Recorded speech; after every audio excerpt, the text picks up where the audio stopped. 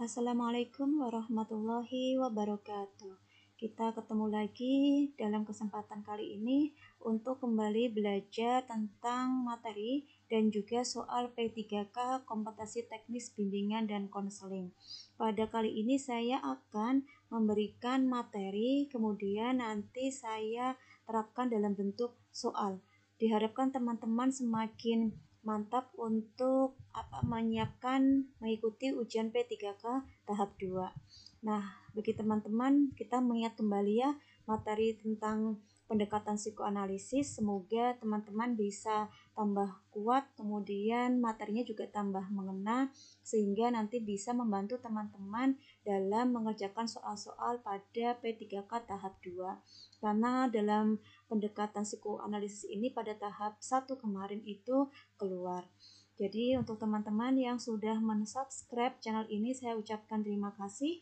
Semoga membawa manfaat dan teman-teman lulus pada P3K tahap 2. Kita langsung masuk ke materinya.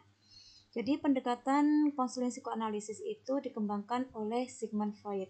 Pandangan Freud tentang sifat manusia pada dasarnya itu pesimistik, deterministik, mekanistik, dan reduksionistik. Dalam teori psikoanalisis, kepribadian dipandang sebagai suatu struktur yang terdiri 3 unsur dan sistem, yaitu id, ego, dan superego. Nah, pada tahap 1 kemarin ini keluar ya, itu tentang mekanisme pertahanan ego atau mekanisme pertahanan diri. Pada kesempatan kali ini mari kita kuat dan matangkan untuk materi ini ya. Yang pertama yaitu represi. Represi itu adalah pikiran dan perasaan yang mengancam atau menyakitkan ditekan dari kesadaran. Jadi salah satu proses Freud yang paling penting itu adalah dasar dari banyak pertahanan ego lainnya dan juga gangguan neurotik. Freud itu menjelaskan represi sebagai pemindahan paksa sesuatu dari kesadaran dan diasumsikan bahwa sebagian besar peristiwa menyakitkan pada usia 5 atau 6 tahun pertama kehidupan dikubur.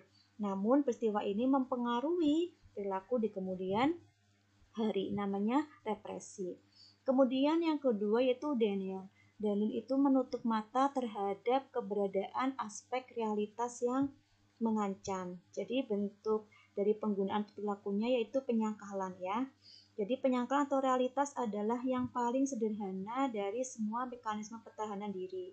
Ini adalah cara mengaburkan atau mendistorsi apa yang dipikirkan, dirasakan, atau dipersepsi individu dalam situasi yang traumatis. Dan mekanisme ini mirip dengan represi, namun umumnya beroperasi pada tingkat prekondisi dan sadar.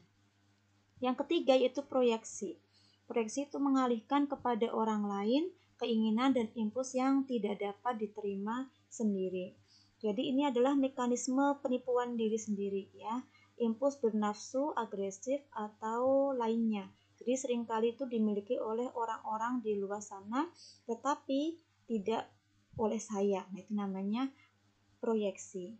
Kemudian yang selanjutnya ada fiksasi. Fiksasi yaitu menjadi terpaku pada tahap perkembangan lebih awal karena mengambil langkah selanjutnya bisa menimbulkan kecemasan. Orang yang terus-menerus mendapat kenikmatan dari memakan, kemudian merokok, atau juga berbicara mungkin mengalami fiksasi oral. Jadi contohnya itu seorang anak SD yang tidak ingin ditinggalkan orang tuanya saat berada di sekolah. Ini maksudnya fiksasi. Kemudian ada regresi. Regresi itu adalah kembali ke fase pengembangan sebelumnya ketika ada sedikit tuntutan yang lebih sulit. Jadi dalam regresi ini tuh dalam menghadapi stres, berat atau tantangan ekstrim, individu mungkin berupaya mengatasi kecemasan mereka dengan tetap berpegang pada perilaku yang tidak dewasa dan tidak pantas.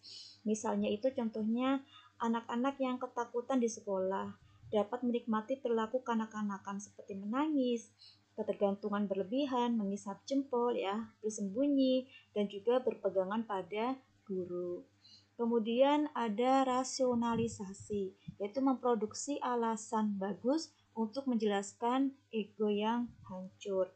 Jadi rasionalisasi ini membantu menjustifikasi perilaku tertentu dan membantu melunakkan pukulan yang terkait dengan kekecewaan.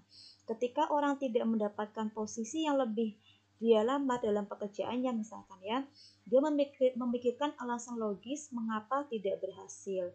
Kemudian kadang-kadang berusaha meyakinkan diri sendiri bahwa ia sebenarnya tidak menginginkan posisi itu rasionalisasi. Kemudian ada sublimasi, yaitu mengalihkan energi seksual atau energi agresif ke saluran lain. Jadi energi ini biasanya dialihkan ke saluran yang dapat diterima secara sosial dan kadang-kadang bahkan mengagumkan ya. Misalnya impuls agresif dapat disalurkan kegiatan atletik sehingga orang tersebut menemukan cara untuk mengekspresikan perasaan agresif dan sebagai bonus dari tambahan sehingga sering dapat pujian. Kemudian displacement yaitu mengarahkan energi ke objek atau orang lain ketika objek atau orang asli tidak dapat diakses karena berbagai sebab atau posisi. Jadi displacement ini adalah pemindahan ya, adalah cara mengatasi kecemasan yang melibatkan pemakaian impuls dengan mengalihkan dari objek yang mengancam ke target yang lebih aman. Misalnya lelaki yang lemah lembut yang merasa terintimidasi oleh bosnya pulang ke rumah dan melepaskan kejengkelannya kepada anak-anaknya. Kemudian ada reaction formation, yaitu secara aktif mengekspresikan dorongan yang berlawanan dengan rasa hati yang sesungguhnya ketika dihadapkan dengan dorongan yang mengancam. Jadi dengan mengembangkan sikap dan perilaku sadar yang secara diametris bertentangan dengan keinginan yang mengganggu, orang tidak harus menghadapi kecemasan yang akan terjadi. Jika mereka harus mengenali dimensi-dimensi ini dari diri mereka sendiri. Individu dapat menyembunyikan kebencian dengan muka cinta, kemudian bersikap sangat baik ketika mereka memendam ya reaksi negatif atau menutupi kekejaman dengan kebaikan kelebihan. Kemudian yang berikutnya yaitu introyeksi. Introyeksi itu mengambil dan menelan nilai dan standar orang lain. Jadi bentuk-bentuk positif dari introyeksi meliputi penggabungan nilai-nilai orang tua atau atribut-atribut dan nilai-nilai konselor, yaitu dengan asumsi bahwa ini tidak hanya diterima secara tidak kritis. Salah satu contoh negatif adalah bahwa saat anak dihukum, ia cemas luar biasa dan menerima nilai-nilai melalui identifikasi dengan orang tua. Kemudian ada identifikasi. Identifikasi dengan sebab-sebab organisasi atau orang yang berhasil dengan harapan berhasil pula. Jadi identifikasi itu dapat meningkatkan harga diri dan melindungi seseorang dari perasaan gagal. Ini adalah bagian dari proses perkembangan di mana anak-anak belajar perilaku peran gender, tetapi juga menjadi reaksi defensif ketika digunakan oleh orang-orang yang pada dasarnya merasa rendah diri. Kemudian yang terakhir adalah kompensasi, yaitu menyembunyikan kelemahan yang dirasakan atau mengembangkan sifat positif tertentu untuk menebus keterbatasannya. Jadi mekanisme ini dapat memiliki nilai penyesuaian langsung dan itu juga bisa merupakan upaya oleh orang tersebut untuk mengatakan jangan melihat cara saya lebih rendah, tetapi lihatlah saya dalam pencapaian prestasi saya. Itu ya, itu namanya mekanisme pertahanan ego atau mekanisme pertahanan diri. Kemudian tujuan dari pelaksanaan konseling psikoanalisis yaitu yang pertama menjadikan ketidaksadaran menjadi sadar. Yang kedua, memperkuat fungsi ego agar tingkah laku lebih didasarkan pada pertimbangan rasional bukan dengan insting. Yang ketiga, mengalihkan superego dari hukuman berdasarkan standar moral kepada standar yang lebih manusiawi. Tahapan konseling psikoanalisis yang pertama yaitu tahap pembukaan ya. Kemudian ada lagi pengembangan transferensi, kemudian bekerja melalui transferensi dan juga resolusi transferensi. Jadi pada tahap pembukaan itu konselor membangun hubungan terapeutik dan memperoleh pemahaman tentang konflik ketidaksadaran konseli. Kemudian konselor mempelajari dinamika psikologis konseli dan menginterpretasi konflik kesadaran konseli. Jadi tugas konselor adalah mengakses atau menaksir hakikat distres dari konseling. Kalau pengembangan transferensi itu adalah inti dalam konseling psikoanalisis ya. Jadi perasaan konseling kepada konselor. Pada fase ini tuh perasaan yang sebenarnya dialami konseling mulai ditunjukkan kepada konselor yang dianggap sebagai orang yang telah menguasainya di masa lalunya. Kemudian bekerja melalui transferensi. Jadi tahap ini tuh merupakan proses analisis atau eksplorasi ketidaksadaran yang bersumber di masa kecil, dan tahap ini tuh tercapai melalui pengulangan interpretasi dan eksplorasi bentuk-bentuk resistensi yang menghasilkan perubahan perasaan sehingga konselor dapat membuat pilihan baru. Kalau resolusi transferensi, tahap ini adalah pemecahkan perilaku neurosis konseling yang ditunjukkan kepada konselor sepanjang hubungan konseling.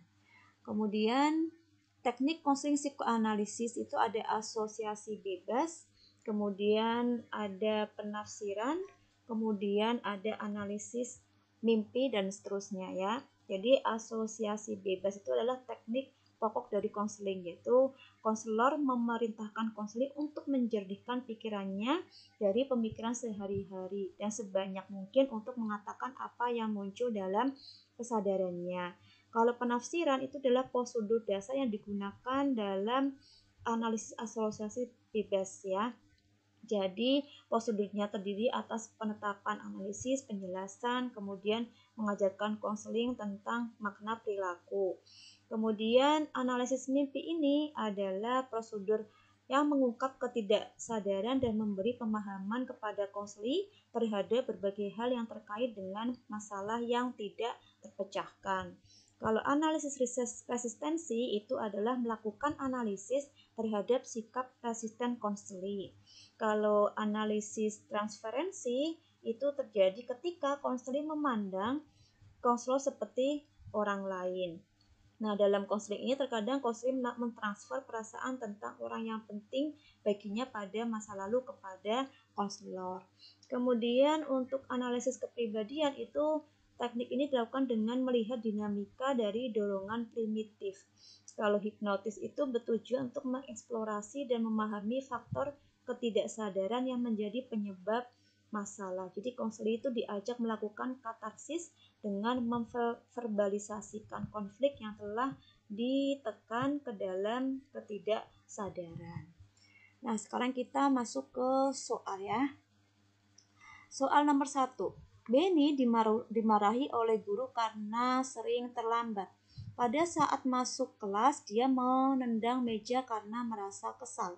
Bentuk mekanisme pertahanan diri yang dilakukan berupa A. Represi, B. Displacement, C. Proyeksi, D. Fiksasi. Dari yang tadi teman-teman pelajari, kira-kira jawabannya yang mana ya? Yaitu jawabannya yang B. Displacement. Jadi tadi ya, mengarahkan energi ke objek atau orang lain ketika objek atau orang asing tidak dapat diakses. Jadi di sini Pak Benny mengalihkan ya, karena jengkel pada gurunya, hanya dia menendang meja. Nah, kita lanjut ke soal berikutnya agar teman-teman lebih paham ya. Soal nomor 2. Salah satu komponen kepribadian dalam pendekatan psikoanalisis yang berfungsi untuk menjembatani tuntutan id dengan realitas di dunia luar yang mempresentasikan alasan dan akal sehat adalah A. Id, B. Superego, C. Ego, D. Eros. Jawaban yang benar yang mana ya kira-kira ya? Yang betul adalah yang E, yaitu ego. Nah, sekarang kita lanjutkan ke soal berikutnya. Jadi soalnya hanya sedikit ya, tidak banyak yang saya berikan di sini. Kemudian soal nomor 3. Rudy mendapat nilai ulangan di bawah KKM. Dia pun berkata pada temannya bahwa itu terjadi karena dia selama ini malas belajar. Kondisi tersebut contoh mekanisme pertahanan diri, A. Sublimasi, B. Proyeksi, C. Fiksasi, D. Rasionalisasi. Jawaban yang benar yang mana ya teman-teman? Jawaban yang benar adalah yang D, yaitu rasionalisasi. Nah, rasionalisasi itu adalah memproduksi alasan bagus untuk menjelaskan ego yang hancur. Di sini kan Rudi alasannya dia mendapat nilai bawah KKM karena dia malas untuk belajar. Nah, sekarang kita lanjut ke soal berikutnya. Bertujuan mengeksplorasi dan memahami faktor ketidaksadaran yang menjadi penyebab masalah merupakan teknik A. Analisis mimpi, B. Hipnotis, C. Penafsiran, D. Analisis transferensi. Jawaban yang benar adalah yang B, yaitu hipnotis. Mungkin teman-teman sudah sering dengar ya istilah hipnotis dan bagaimana tekniknya dalam pelaksanaan teknik hipnotis ya. Nah, sekarang kita lanjutkan ke soal berikutnya. Soal nomor 5, Pak Teddy mendapat tugas yang banyak dari bosnya, sementara dia sedang tidak enak badan tetapi tidak berani untuk menolaknya.